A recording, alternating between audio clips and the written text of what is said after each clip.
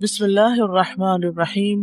شہر اللہ المحرم۔ بعض علماء کے نزدیک عاشورہ کے روزے کے 3 مراتب ہیں۔ پہلا، 3 دن روزے رکھنا۔ مرتبہ کا مطلب یہ کہ بلند درجہ ہے۔ 9ویں، 10ویں اور 11ویں کا روزہ رکھنا، اور اس بارے میں ایک ضعیف روایت بھی بیان کی جاتی ہے، اور بعض سلف صالحین سے بھی وارد ہوا ہے کہ وہ احتیاط کے طور پر ایسا کرتے تھے۔ دوسرا درجہ کیا ہے؟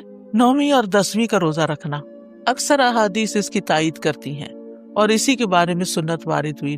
اور تیسرا ہے صرف 10ویں کا روزہ رکھنا، اور ایسا کرنا جائز ہے، مکروہ نہیں ہے۔ یعنی جن کو اللہ تعالیٰ توفیق دے تو وہ اعلیٰ درجے کا کام کرے، 3 دن روزہ رکھے، 9ویں، 10ویں، 11ویں۔ جو 3 نہیں رکھ سکتے وہ کم از کم 2 دن کا رکھیں، 9ویں 10ویں کا رکھیں یا 10ویں 11ویں کا رکھیں، اور جن کے لیے بہت ہی مشکل ہے وہ کم از کم 10ویں تاریخ کا روزہ ضرور رکھ لیں۔ یہ بات واضح کرنا اس لیے ضروری ہے کہ اگر کوئی 9 اور 10 کا نہیں رکھ سکتا، صرف 10 کا رکھ رہا ہے، تو اس پر نکیر نہ کی جائے، اس کو برا بھلا نہ کہا جائے، یا یہ نہ کہا جائے کہ تم نے غلط کیا۔ یہ غلط نہیں ہے، یہ درجے اور مرتبے ہیں۔ اسی طرح 10 محرم اگر جمعہ یا ہفتہ کو آ رہی ہو تو اس ایک دن کا روزہ رکھنا بھی جائز ہے۔ خالی جمعے کو اکیلا کر کے روزہ رکھنا عام طور پر پسندیدہ نہیں، لیکن اگر محرم کا روزہ اس دن کو آ رہا ہے، عاشورہ کا روزہ، تو پھر جمعے کے دن بھی رکھا جا سکتا ہے۔ عموماً یہ کہا جاتا ہے نا کہ اگر آپ کے اوپر فرض روزے ہیں تو پہلے وہ پورے کریں، پھر نفل پہ آئیں، لیکن اس روزے کی فضیلت کی وجہ سے آپ اس دن کا روزہ رکھ لیں، پھر اس کے بعد باقی قضا پوری کر لیں۔ فرض کی قضا سے پہلے خاص دن کا نفلی روزہ رکھنا جائز ہے، یعنی اگر کسی نے فرض پورے نہیں کیے تو نفلی سے محروم نہ رہے۔ یہ روزہ اس لیے رکھنا چاہیے کہ یہ خاص دن کا روزہ ہے، جبکہ رمضان کے روزوں کی قضا کی جو مدت ہے اس میں بہت وسعت ہے، اس کی بریکٹ بڑی ہے۔ بعض علماء کے نزدیک عاشورہ کے روزے کو فرض کی نیت سے رکھا جا سکتا ہے، یعنی قضا بھی رکھی جا سکتی ہے، لیکن یہ بعض کی رائے ہے۔ وہ کہتے کہ قضا صحیح ہوگی اور ساتھ ہی 10ویں تاریخ کو روزہ رکھنے کا ثواب بھی ہو جائے گا۔ یہ شیخ ابن عثیمین کا فتویٰ ہے، ان کے خیال میں ایسا کیا جا سکتا ہے، لیکن افضل یہی ہے کہ عاشورہ کا روزہ نفل نیت سے ہی رکھا جائے، فرض کو اس میں مکس نہ کیا جائے۔ لیکن 9 اور 11 کا روزہ قضا کی نیت سے رکھنا جائز ہے، یعنی 10ویں کا روزہ قضا کی نیت سے نہ رکھے، لیکن 9ویں اور 11ویں کا رکھ لے۔ بن غنم سے مرفوعاً مروی ہے کہ اللہ کے بہترین بندے وہ ہوتے ہیں جنہیں دیکھ کر اللہ یاد آ جائے، اور اللہ کے بدترین بندے وہ ہوتے ہیں جو چغل خوری کرتے ہیں، دوستوں کے درمیان جدائی ڈالتے ہیں، باغی، بیزار اور متعنت ہوتے ہیں، سرکش ہوتے ہیں۔ اسی طرح ابو ہریرہ کہتے ہیں کہ نبی صلی اللہ علیہ وسلم نے فرمایا، بنی آدم کے اعمال ہر جمعرات کو پیش کیے جاتے ہیں، لیکن کسی قطع رحمی کرنے والے کے اعمال قبول نہیں کیے جاتے، یعنی رشتوں کو کاٹنے والے، رشتوں کے ساتھ ظلم اور زیادتی کرنے والے کے اعمال نہیں۔ تو ہمیں ان مہینوں میں خاص طور پر حقوق العباد کا خیال رکھنا ہے۔ یہ حقوق العباد کی ادائیگی کے مہینے ہیں۔ دوسرا کرنے کا کام، اس مہینے میں روزے رکھنے۔ ابو ہریرہ کہتے ہیں کہ رسول اللہ صلی اللہ علیہ وسلم نے فرمایا، رمضان کے بعد سب سے افضل روزے اللہ کے مہینے محرم کے ہیں، یعنی مہینے کے اعتبار سے محرم کے روزے افضل ہیں رمضان کے بعد۔ ویسے تو ذوالحج کے پہلے عشرے میں تو سارے اعمال افضل ہیں، لیکن وہ صرف پہلے 10 دن کی بات ہے، اور یہاں کیا ہے، پورے مہینے کی بات ہو رہی ہے۔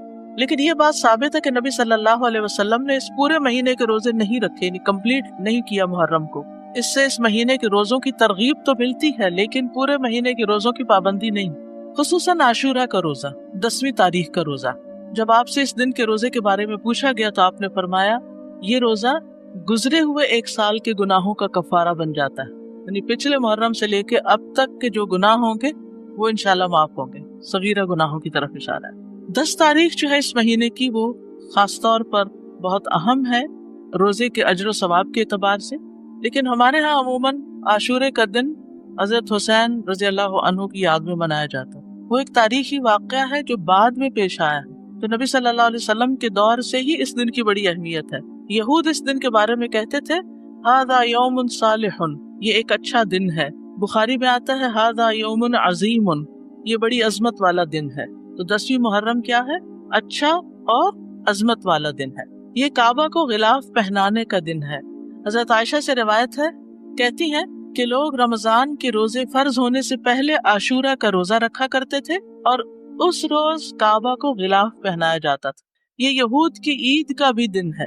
ابو موسیٰ سے روایت ہے، یہ صحیح مسلم کی روایت ہے، وہ کہتے ہیں کہ اہل خیبر یوم عاشورہ کا روزہ رکھتے تھے، وہ اسے عید کا دن قرار دیتے اور اس دن اپنی عورتوں کو زیورات اور بہترین لباس پہناتے۔ تو رسول اللہ صلی اللہ علیہ وسلم نے فرمایا تم بھی اس دن روزہ رکھا کرو، یعنی وہ لوگ عید مناتے ہیں تو تم کیا کرو، روزہ رکھو۔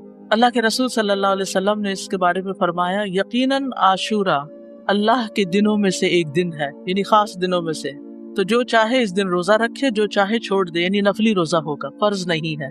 رمضان کے روزے فرض ہونے سے پہلے یہ فرض تھا۔ ابن عباس سے روایت ہے، وہ کہتے ہیں کہ میں نے نبی صلی اللہ علیہ وسلم کو نہیں دیکھا کہ عاشورہ کے دن اور رمضان کے مہینے کے علاوہ کسی دن کو افضل سمجھ کر آپ نے اس دن کا روزہ رکھا ہو، یعنی اس دن کو افضل سمجھا۔ اب آپ کہیں گے کہ وہ جو 9 ذی الحج والی بات ہے کہ وہ 2 سال کے گناہوں کی معافی ہے، تو اس دن آپ حج کر رہے تھے اور حج کرنے والے 9 تاریخ کو روزہ نہیں رکھتے۔ یہ نجات کا دن اور شکر کے روزے کے طور پر یہود کے ہاں مشہور تھا۔ جب نبی صلی اللہ علیہ وسلم مدینہ آئے تو وہاں کے لوگ ایک دن یعنی عاشورہ کا دن روزہ رکھتے۔ ان لوگوں نے بتایا یہ بڑی عظمت والا دن ہے، اسی دن اللہ تعالیٰ نے موسیٰ علیہ السلام کو نجات دی۔ قرآن مجید میں پڑھا نا آپ نے، وَإِذْ نَجَّيْنَاكُم مِّنْ آلِ فِرْعَوْنَ يَسُومُونَكُمْ سُوءَ الْعَذَابِ يُذَبِّحُونَ أَبْنَاءَكُمْ وَيَسْتَحْيُونَ نِسَاءَكُمْ وَفِي ذَلِكُمْ بَلَاءٌ مِّن رَّبِّكُمْ عَظِيمٌ۔ تو اس کے شکر میں موسیٰ علیہ السلام نے اس دن روزہ رکھا، یعنی سب سے پہلے موسیٰ علیہ السلام نے یہ روزہ رکھا۔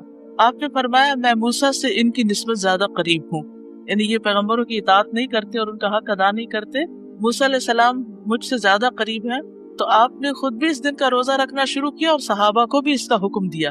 دور نبوی میں بچے بھی عاشورہ کا روزہ رکھتے تھے۔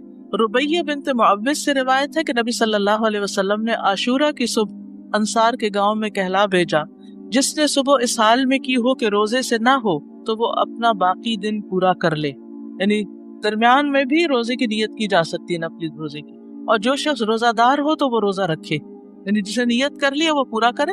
ربیہ کہتے ہیں کہ اس کے بعد ہم لوگ خود بھی روزہ رکھتے اور اپنے بچوں سے بھی رکھواتے، ہم انہیں اون کا ایک کھلونا دے کر بہلائے رکھتے، جب کوئی کھانے کے لیے روتا تو وہی دے دیتے، یہاں تک کہ افطار کا وقت آ جاتا۔ یہ تربیت ہے نا، ٹریننگ ہے۔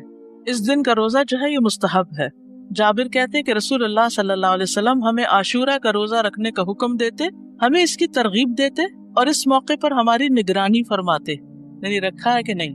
اس کے بعد جب رمضان کے روزے فرض کر دیے گئے تو آپ نے ہمیں نہ حکم دیا نہ منع کیا اور نہ اس موقع پر ہماری نگرانی کی، یعنی نفلی روزہ ہو گیا، مستحب ہو گیا۔ حضرت عائشہ سے روایت ہے کہ جاہلیت کے ایام میں عاشورہ کے دن کا روزہ رکھا جاتا تھا، جب اسلام آ گیا تو اب جو چاہے اس کا روزہ رکھ لے اور جو چاہے اسے چھوڑ دے، لیکن نبی صلی اللہ علیہ وسلم نے 2 دن کے روزے کا ارادہ کیا، 9 اور 10 کا۔ عبداللہ بن عباس کہتے ہیں جب رسول اللہ صلی اللہ علیہ وسلم نے یوم عاشورہ کا روزہ رکھا اور اس کا روزہ رکھنے کا حکم دیا تو صحابہ نے عرض کی اللہ کے رسول یہی دن ہے جس کی یہود و نصارہ تعظیم کرتے ہیں۔ اس پر رسول اللہ صلی اللہ علیہ وسلم نے فرمایا جب آئندہ سال ہوگا تو اگر اللہ نے چاہا تو ہم 9ویں دن روزہ رکھیں گے۔ کہا اس کے بعد آئندہ سال نہیں آیا کہ رسول اللہ صلی اللہ علیہ وسلم وفات پا گئے، تو افضل کیا ہے 2 دن کا رکھ لیا جائے، 9 اور 10 کا۔ اور 9 محرم جو ہے بعض کے نزدیک 9 اور بعض 10 دونوں کو عاشورہ کا دن بھی کہا جاتا ہے، پہلا عشرہ ہے نا اس میں۔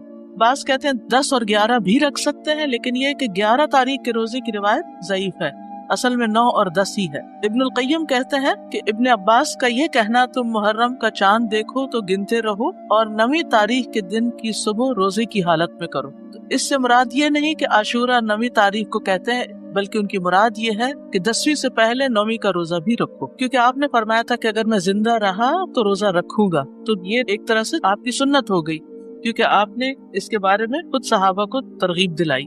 اور یہ جو الفاظ ہیں نا سلسلۃ الاحادیث الضعیفہ کے کہ اگر میں زندہ رہا تو یوم عاشورہ سے 1 دن پہلے یا 1 دن بعد میں روزہ رکھنے کا حکم دوں گا، یہ روایت ان الفاظ سے منکر ہے، یعنی اس کا انکار کیا گیا ہے، اس کی سند ضعیف ہے۔